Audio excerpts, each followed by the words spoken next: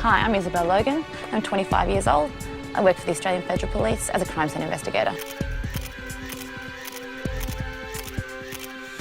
What a crime scene investigator does is go out to crime scenes. We collect evidence and bring it back to the lab and analyse it.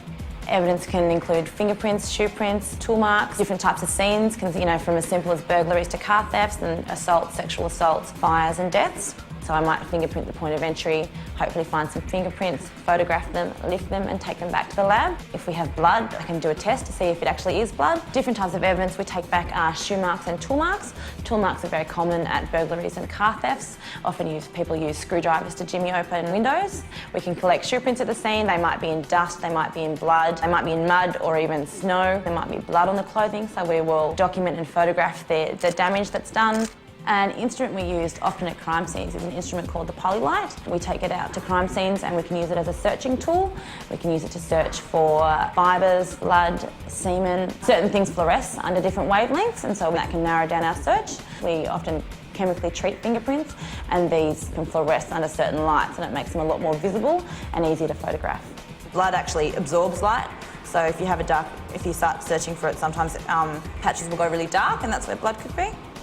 Each crime scene member has what we call a subdiscipline, so you want to work to becoming an expert. My subdiscipline is post-blast examination and tool mark examination. Each tool will create unique marks. No tool can make the same marks again. Tool marks and ballistics really go hand in hand together. At a scene you might collect something like a cartridge case. So what we do to compare that is you'll use the suspect firearm, you'll try and find the same ammunition that was found at the scene. You'll fire your ammunition from the suspect gun, then you can compare the two, say, cartridge cases or bullets, depending on what you found, under the comparison microscope, and hopefully you can make a match which will show that your suspect cartridge case was fired from your suspect gun.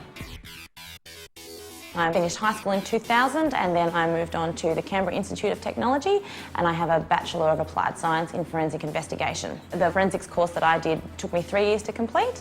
The third year entailed doing a research project with the Australian Federal Police, which is how I sort of knew that I wanted to work for them. Van Charlie 760 in Bruce.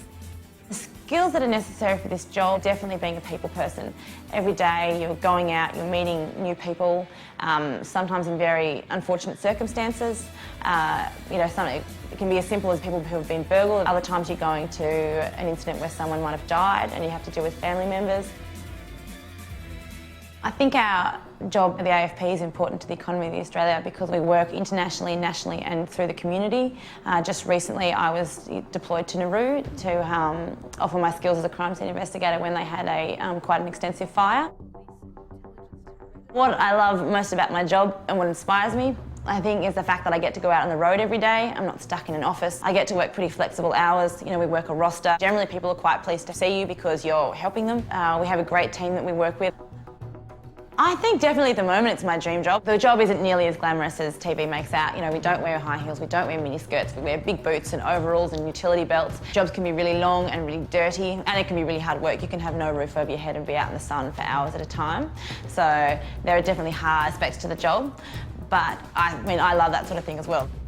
There are several different areas in forensics, in crime scene, that you can become an expert in. This includes tool marks, shoe marks, vehicle examination, entomology, archaeology, post-blast examination, fire examination. We also have completely separate disciplines, separate teams, which are our fingerprint examiners, our biologists, chemical criminalistics. We have an imaging team and computer forensics.